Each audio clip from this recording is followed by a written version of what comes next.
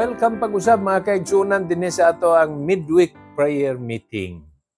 O sa gihapon ang ato nga tema magtapos man karon King of Kings, Lord of Lords and His Ministries. Og dinhi tunan nato ang iyahan na usab nga panawagan alang nato. Jesus the King of Kings calls us to serve Him. Diha na ta karon sa pagpangalagad. I-review ninyo ang mga milabay mga kaigsuunan. Daghang kay sa gihimo alang nato ug ang katapusan nato gitun-an, nagatanyag siya og kapasayloan sa atong mga kasalanan, unya nagatanyag usab siya kinabuhing walay katapusan. Kana mga kaigsuunan mo'y dili masukod unsay gilawmon, unsay gilapdon, unsay gihabugon sa iyahang dako nga gugma apan ang Dios mahigugmaon. Karon ang hari sa mga hari o Ginoo sa mga Ginoo nagapanawagan kanimo, kanako ug tanang mga magtotoo, tanang mga Kristohanon aron nga sundon siya ug pangalagaron siya. Sa Matthew chapter 28:18 to 20, ang unang verse nag-ingon sa ato nga ang tanang kagahom gihatag diha kay Ginoong Kristo. Ug pinasikad niya ng maong kagahom, gisugo ta niya. Panlakaw kamo. Unya, pagtudlo, pagwali sa mga butang nga akong gikatudlo nga na kaninyo. Unya, diya sa verse 20, iya pong ginapaila nga ang pagbautismo o pagahimuong kini sa ngalan sa Amahan, sa Anak, ug sa Espiritu Santo, kabahin usab nining preaching, teaching, and admonition nga iyang buot atong pagahimuon. Karon, di ta maglangan. Duha gyapon ka punto nga atong tun-an karong gabi ug ang una din sa iyang panawagan nga mag-alagad ta sa iya. He commands us to study His life and obey His words. Ginasugo ta sa aton Dios nga tun-an ang iyang pagkinabuhi, unya sundon ang iyahang mga pulong. Mga kaigsunan, sa sugod pa niining maong series, giklaro na nako ang atong katuyuan nga unta magbaton og luna sa atong kasing-kasing, sa atong kinabuhi si Ginoong Hesukristo, ang hari sa mga hari, Ginoo sa mga Ginoo. O sa mao nga paagi, makita nato na ang atong kinabuhi iwag sa mga katawhan. Di tabuot nga mahimo ning mangitngit nga kapandulan. Kay baya sa balaang kasulatan nag-ingon nga kung mahimo man lang tang kapandulan, labi nas mga bata, mas maayo pay higtan ang liog ni anang tawhana ug kanang bato nga nang galingan, unya itambog sa kadagatan, di naman gina mulutaw, mahanaw na gina, maunlod na gina. Sa ato pa, di gyud gusto ang Dios nga mahimong stumbling block nga atong kinabuhi apan mahimo kita nga iwag ngadto sa uban. Okay, mao ni ang usa nga pagtuon nato. John chapter 12 verse 26. If any man serve me, let him follow me, and where I am, there shall also my servant be. If any man serve me, him will my Father honor. Klaro ang mga pulong nga gisulti ni Ginoong Kristo. Kung adunay usa ka tawo nga moalagad nako, pasunura siya sa ako. To follow, dili nang gasunod-sunod og lakaw. Di lang na mao ang follow. Ang follow me nga ginasulti dinhi, sundon ang ihimplo nga iyang gipakita. Ang iyang pagpangalagad, ang iyang pagkamahigugmaon, ang iyang passion ug compassion sa mga tao, sa mga nagmasakit, sa mga nagkalisod. Batunan sa nato na mo na gitawag nga follow. Dili to gahain siya muliko dinhi, liko pugka adto siya sa unahan, didto po sa unahan, mabaw na nga pagkagamit. But it is doing what His will for us And as he serves others, do it also to others. Unya, napailain nga maayo ani nga verse.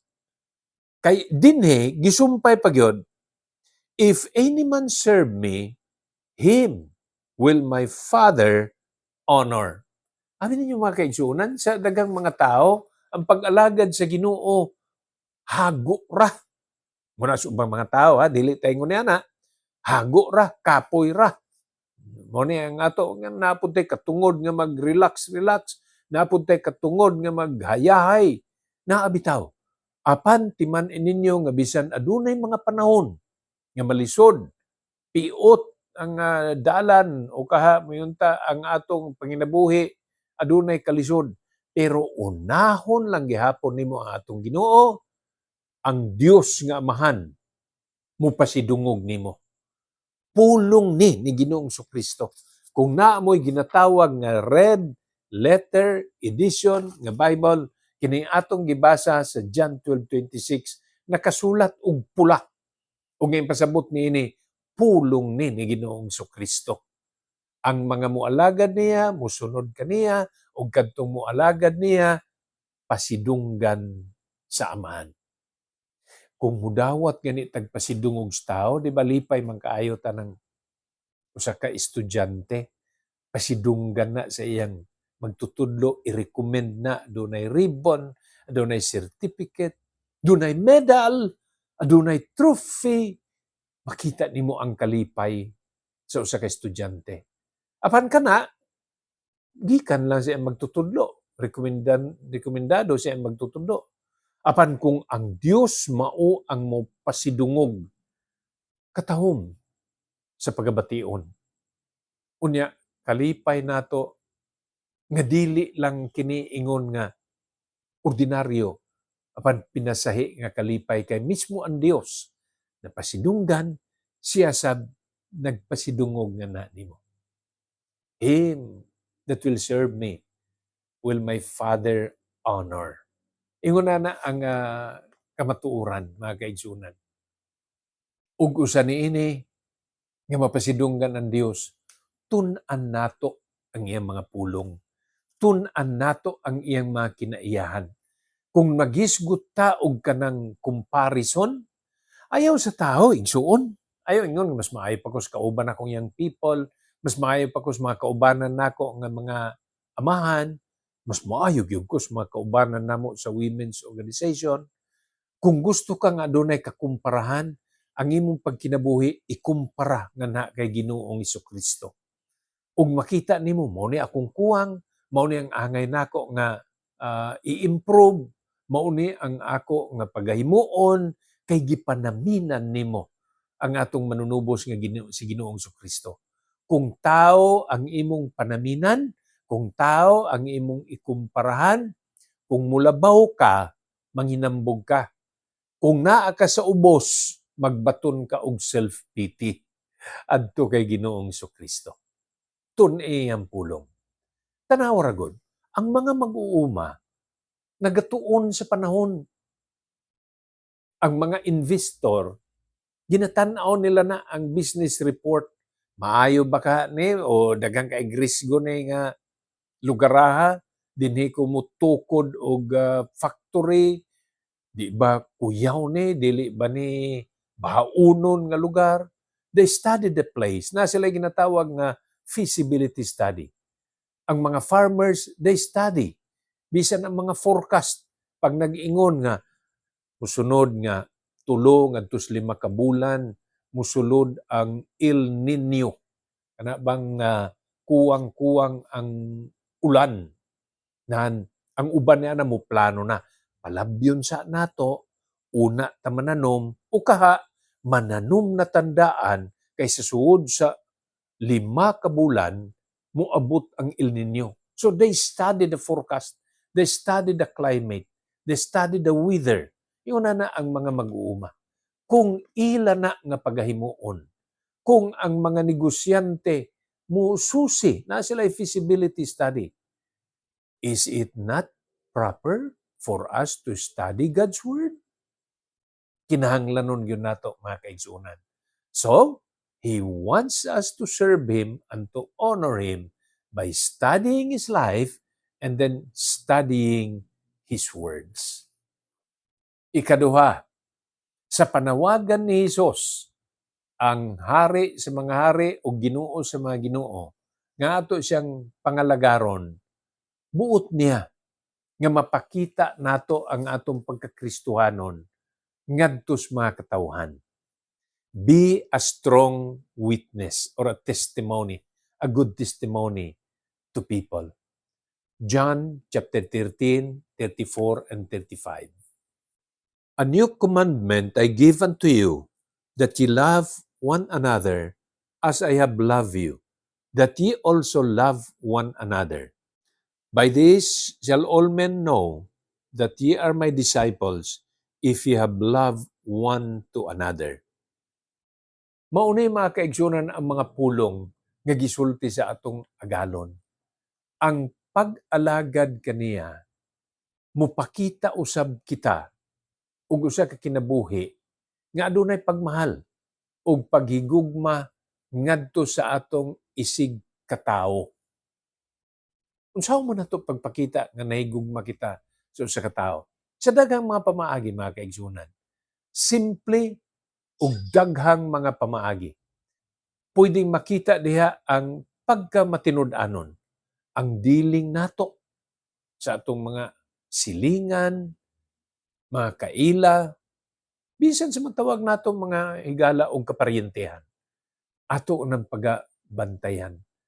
Kay oras nga makita lang limbungan ang imong pamaagi igsuon, paong ang imuha nga testimonyo nga na nila. Ug mo ni ang angay sab nato nga hinumduman mga kaigsuonan. Witness to them. Mahimong ang atong Pinoy-anan naa dinhi sa syudad sa Davao o kaha ang atong Pinoy-anan naa sa mga lugar nga uyunta di man ni syudad ni amo talagsara may silingan dinhi. Apan sa mga tawo nga imong may nagbuan, unta naa gyud sila'y makita nga lahi gayud ikaw. Kristohanon gayud ikaw. Ug nga makita ang imong pagkamatinud-anon. Abi ninyo sa mga mananagat, importante kaayo ang suga. Dili lang katong suga ug mamingwit sila dito sa kadagatan. Pero ang suga nga mohatag sa ilang direksyon kung asa sila angay nga mudunggo. So when fishermen look for a light or maybe a lighthouse para nga di sila mabangga. Ang ato usab nga kinabuhi, himuon nato nga iwag, lamparahan sa atong mga tiil, iwag sa atong dalanon. Muna ang pulong ni Haring David. Let your light so shine before men. Mausab na ang pulong ni Apostol Mateo. Unta makita kini sa atong kinabuhi nga mahimo tang iwag sa mga katawhan nga nangitngitan sa kasalanan. Ayaw pagbaton og excuse. Ang uban mo ingon, estudyante pa man ko, unya na lang. Ang uban mo ingon, bag-op man kong minyo, unya na lang. Unya, kung maidaran na, ay idaran naman kaayo ko, sila na lang. Kung mangita kita og excuse, daghan tag mahunanaan. Apan mga kaigsuonan, mao ni ang panawagan ni Ginoong Kristo. That as we serve Him, we will show to the people that we love them also. Kuha ang excuse. In your own way, in your little way, it could happen, it could result to big things to other people. Panamini kini pag-ayo. Ang mga hari diri sa kalibutan, mangita gyud na sila og loyalty gikan sa ilahang mga subjects, sa ilang mga taong gisakupan. Ang mga leaders gusto gyud na sila, pasakop mo sa ako, submission para nako. Apan kay Ginoong Kristo siya ang panawagan, follow me. Ang iyan dito, follow me. Sunda ako ug unsay akong gihimo, himua, that is following the Lord Jesus. He has compassion, He has love for people, unya iya ganing gihatag ang iyang kinabuhi, isip bayad sa atong mga kasalanan ug iya sa tanang mga katawan. Busa awhag nako kanimo igsuon sa imong pamilya. Himuay mong kaugalingon nga iwag sa imong mga circle of friends, mga higala. Mahimo unta kang maayong testimony. Sa imong trabaho, mailhan unta ikaw nga Kristohanon. Kay kung imo ning paghimuon, makabaton ta og usa ka Kristohanon nga nibarog og husto, malig-on. Unya kana makatabang nga iyang pamilya lig-on usab. Kay ang lig-on pamilya mutabang alang sa usa-usab ka lig-on nga kongregasyon. John chapter 15, 5 and 6. I am the vine, ye are the branches. He that abideth in me, and I in him, the same bringeth forth much fruit. For without me ye can do nothing. If a man abide not in me, he is cast forth as a branch, and is withered. And men gather them, and cast them into the fire, and they are burned.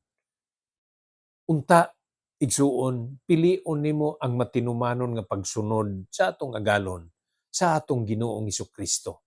Ang gisulti dinhi sa bag-uhay lamang nato nabasa, siya mao ang paras. Unya, kita mao ang mga sanga. Kung pananglitan kita musunod niya, sumpay gyud ta ni ana. Dili angay maputol ang ato nga fellowship nganha niya. Gani usa ka warning ang nasa verse 6. If any man abide not in me, he is cast out. He is cast forth as a branch. Kung pareha pa ta sa bagon, unya dili na ta mahimong sanga, sumpay, wa na tay pulos. Malaya ra. Ug ang laya nga mga sanga ug bagon, panguhaon lang na, tamak-tamakan o pagasunugon, ang ipasabot niini wala na gyud pulos. Kung wala ang Dios, wala gyud tay mamahimo mga kaigsunan. Busa ang akong hagit kanimo karon, ilha si Ginoong Hesus nga hari sa mga hari, unya Ginoo sa mga Ginoo, kay siya nagatawag kanimo alang sa pagpangalagad. Study His Word, obey His commandment, be a witness to people, and your life will become a light to people. Ang Dios magapanalangin kaninyo nga tanan og susunod na sab nato nga tima unta managkauban gihapon kita nga magtuon sa pulong sa atong Ginoo. To God be the glory and shalom.